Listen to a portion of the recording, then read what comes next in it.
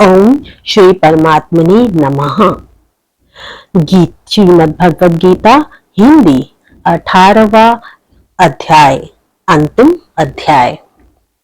अर्जुन बोले, हे महाबाहो, हे अंतर्यामिन, हे वासुदेव, मैं संन्यास और त्याग के तत्व को पृथक पृथक जानना चाहता हूँ। श्री कृष्ण भगवान बोले, कितने ही पंडित जन तो काम कर्मों के त्याग को संन्यास समझते हैं तथा दूसरे विचार कुशल पुरुष सब कर्मों के फल के त्याग को त्याग कहते हैं। कई एक विद्वान ऐसा कहते हैं कि कर्म मात्र दोष युक्त है, इसलिए त्यागने के योग्य है, और दूसरे विद्वान ये कहते हैं कि यज्ञ, दान और तप रूप कर्म त्यागने योग्य नहीं। हे परम पुरुष अर्जुन, संन्यास और त्याग, इन दोनों में से पहले त्याग के विषय में तू मेरा निश्चय सुन, क्योंकि त्याग सात्विक, राजस और तमस भेद से 3 प्रकार का कहा गया है। यज्ञ, दान और तप रूप कर्म त्याग करने के योग्य नहीं है, बल्कि वह तो अवश्य कर्तव्य है, क्योंकि यज्ञ, दान और तप ये तीनों ही कर्म बुद्धिमान पुरुषों को पवित्र करने वाले हैं। इसलिए हे पार्थ, इन यज्ञ, दान और तप रूप कर्मों को तथा और भी संपूर्ण कर्तव्य कर्मों को आसक्ति और फलों का त्याग करके अवश्य करना चाहिए। ये मेरा निश्चय किया हुआ उत्तम मत है। परंतु नियत कर्म का स्वरूप से त्याग करना उचित नहीं है, इसलिए मोह के कारण उसका त्याग कर देना तामस त्याग कहा गया है। जो कुछ कर्म है वे सब दुख रूप ही है। ऐसा समझकर यदि कोई शारीरिक क्लेश के भय से कर्तव्य कर्मों का त्याग कर दे, तो वह ऐसा राजस त्याग करके त्याग के फल को किसी प्रकार भी नहीं पाता। हे अर्जुन, जो शास्त्र विहित कर्म करना कर्तव्य है, इसी भाव से आसक्ति और फल का त्याग करके किया जाता है, वही सात्विक त्याग माना गया है। जो मनुष्य अकुशल कर्म से तो द्वेष नहीं करता और कुशल कर्म में आसक्त नहीं होता, वह शुद्ध सत्व गुण से युक्त पुरुष, संशय रहित, बुद्धिमान और सच्चा त्यागी है। क्योंकि शरीरधारी किसी भी मनुष्य के द्वारा संपूर्णता से सब कर्मों का त्याग किया जाना शक्य नहीं है, इसलिए जो कर्म फल का त्यागी है वही त्यागी है, ये कहा जाता है। कर्म फल का त्याग न करने वाले मनुष्य के कर्मों को तो अच्छा, बुरा और मिला हुआ ऐसे 3 प्रकार के फल मरने के पश्चात अवश्य होता है, किंतु कर्म फल का त्याग कर देने वाले मनुष्यों के कर्मों का फल किसी काल में भी नहीं होता। हे महाबाहो, संपूर्ण कर्मों की सिद्धि के 5 हेतु कर्मों का अंत करने के लिए उपाय बताने वाले सांख्य शास्त्र में कहे गए हैं, उनको तू मुझसे भली भांति जान। इस विषय में अर्थात कर्मों की सिद्धि में अधिष्ठान और कर्ता तथा भिन्न भिन्न प्रकार के कारण एवं नाना प्रकार की अलग अलग चेष्टाएं और वैसे ही 5वां हेतु देव है। मनुष्य मन, वाणी और शरीर से शास्त्रानुकूल अथवा विपरीत जो कुछ भी कर्म करता है, उसके ये 5 कारण हैं। परंतु ऐसा होने पर भी जो मनुष्य अशुद्ध बुद्धि होने के कारण उस विषय में यानी कर्मों के होने में केवल शुद्ध स्वरूप आत्मा को कर्ता समझता है, वह मलिन बुद्धि वाला अज्ञानी यथार्थ नहीं समझता। जिस पुरुष के अंतकरण में मैं करता हूँ ऐसा भाव नहीं है तथा जिसकी बुद्धि सांसारिक पदार्थों में और कर्मों में लिपायमान नहीं होती, वह पुरुष इन सब लोगों को मारकर भी वास्तव में तो न मरता है और न पाप से बंधता है। ज्ञाता, ज्ञान और ज्ञेय ये तीनों प्रकार की कर्म प्रेरणा है, और कर्ता, कारण तथा क्रिया ये 3 प्रकार के कर्म संग्रह हैं। गुणों की संख्या करने वाले शास्त्र में ज्ञान और कर्म तथा कर्ता गुणों के भेद से 3 प्रकार के ही कहे गए हैं, उसको भी तो मुझसे भली भांति सुन।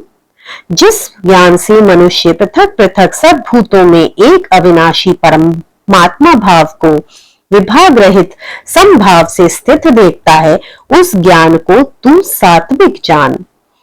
किंतु जो ज्ञान अर्थात जिस ज्ञान के द्वारा मनुष्य संपूर्ण भूतों में भिन्न भिन्न प्रकार के नाना भावों को अलग अलग जानता है, उस ज्ञान को तू राजस जान।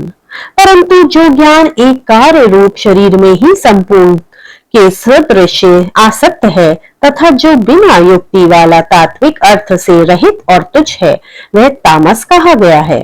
जो कर्म शास्त्र विधि से नियत किया गया और कर्तव्यपन से अभिमान से रहित हो तथा फल न चाहने वाले पुरुष द्वारा बिना राग देश के किया गया हो, वह सात्विक कहा गया है।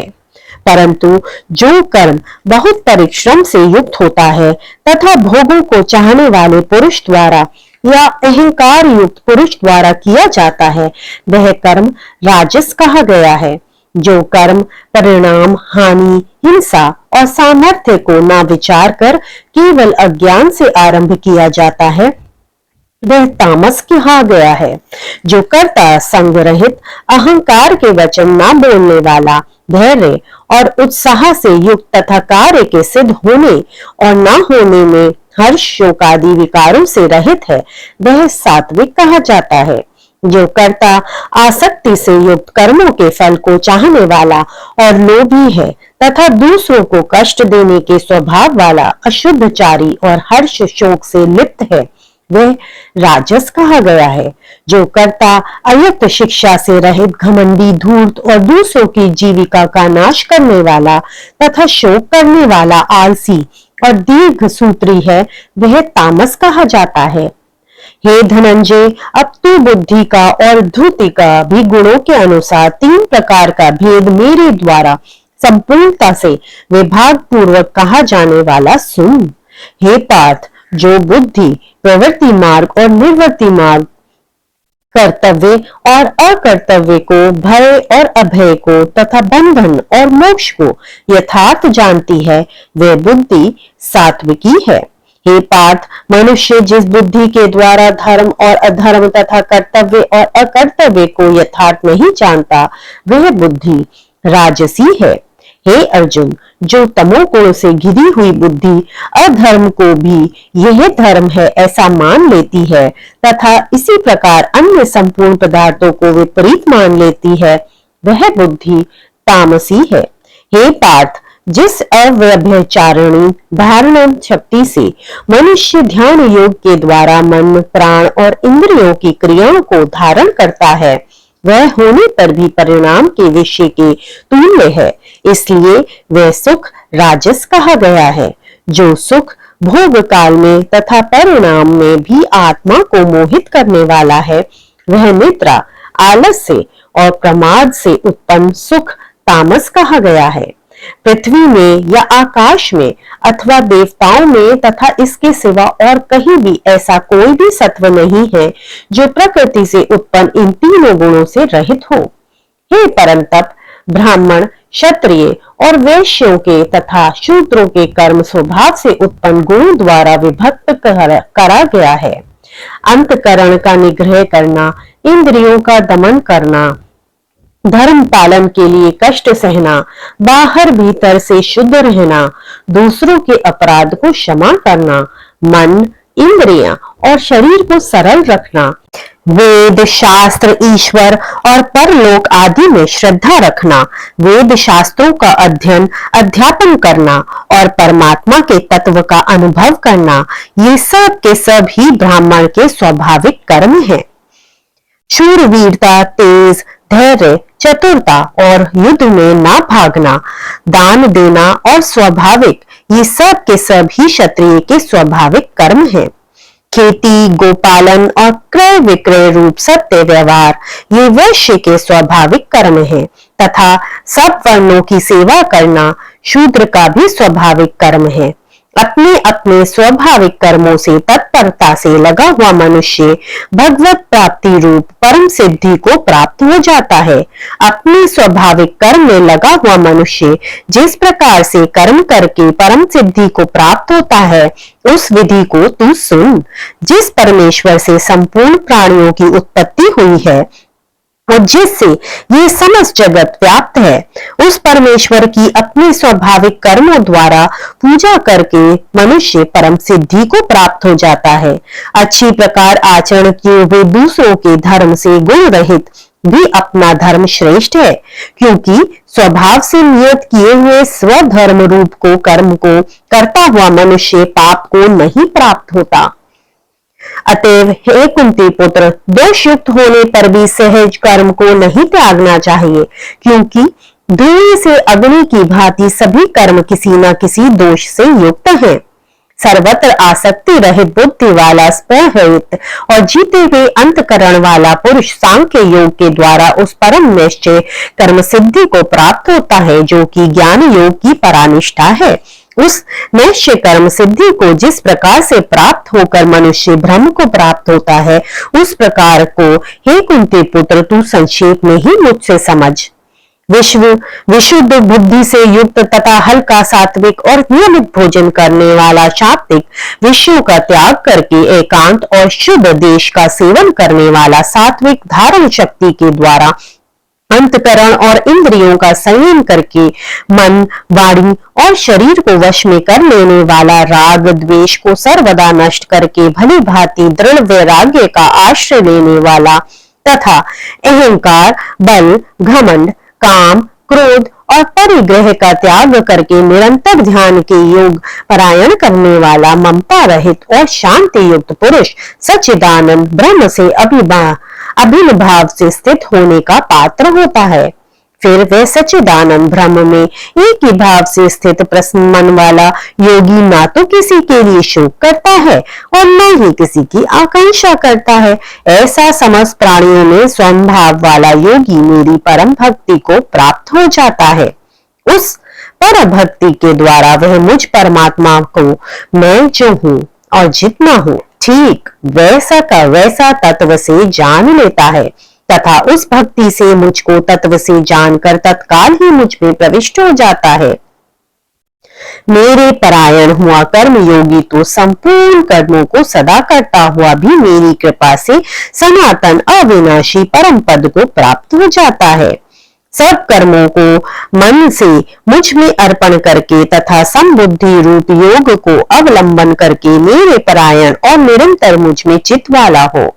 उपयुक्त प्रकार से मुझ में चित्त वाला होकर तू मेरी कृपा से समस्त संकटों को अनायास ही पार कर जाएगा, और यदि अहंकार के कारण मेरे वचनों को ना सुनेगा तो नष्ट हो जाएगा, अर्थात परमार्थ से भ्रष्ट हो जाएगा। जो तू अहंकार का आश्रय लेकर ये मान रहा है कि मैं युद्ध नहीं करूंगा, तो तेरा ये निश्चय मिथ्या है, क्योंकि तेरा स्वभाव तुझे जबरदस्ती युद्ध में लगा देगा। हे कुंती पुत्र, जिस कर्म को तू मोह के कारण करना नहीं चाहता, उसको भी अपने पूर्वकृत स्वाभाविक कर्म से बंधा हुआ परवेश होकर करेगा। हे अर्जुन, शरीर रूप यंत्र में आरूढ़ हुए संपूर्ण प्राणियों को अंतर्यामी परमेश्वर अपनी माया से उनके कर्मों के अनुसार भ्रमण कराता हुआ सब प्राणियों के हृदय में स्थित है। हे भारत, तो सब प्रकार से उस परमेश्वर की ही शरण में जा। उस परमात्मा की कृपा से ही तू परम शांति को तथा सनातन परम धाम को प्राप्त होगा। इस प्रकार ये गोपनीय से भी अति गोपनीय ज्ञान मैंने तुझसे कह दिया। अब तू इस रहस्य युक्त ज्ञान को पूर्णतः भली भांति विचार कर जैसे चाहता है वैसे ही कर। संपूर्ण गोपनीय से अति गोपनीय मेरे परम रहस्य युक्त वचन को तू फिर भी सुन। तू मेरा अतिशय प्रिय है, इससे ये परम हितकारक वचन मैं तुझसे कहूंगा। हे अर्जुन, तू मुझ में मन वाला हो, मेरा भक्त बन, मेरा पूजन करने वाला हो और मुझको प्रणाम कर। ऐसा करने से तू मुझे ही प्राप्त होगा। ये मैं तुझसे सत्य प्रतिज्ञा करता हूँ, क्योंकि तू मेरा अत्यंत प्रिय है। संपूर्ण धर्मों को अर्थात संपूर्ण कर्तव्य कर्मों को मुझ में त्याग कर तू केवल एक मुझ सर्वशक्तिमान सर्वाधार परमेश्वर की ही शरण में आ जा। मैं तुझे संपूर्ण पापों से मुक्त कर दूंगा। तू शोक मत कर, तुझे ये गीता रूप रहस्यमय उपदेश किसी भी काल में ना तो तप रहित मनुष्य से कहना चाहिए, ना भक्ति रहित से, और ना बिना सुनने की इच्छा वाले से ही कहना चाहिए, तथा जो मुझ में दोष दृष्टि रखता है उससे तो कभी भी नहीं कहना चाहिए।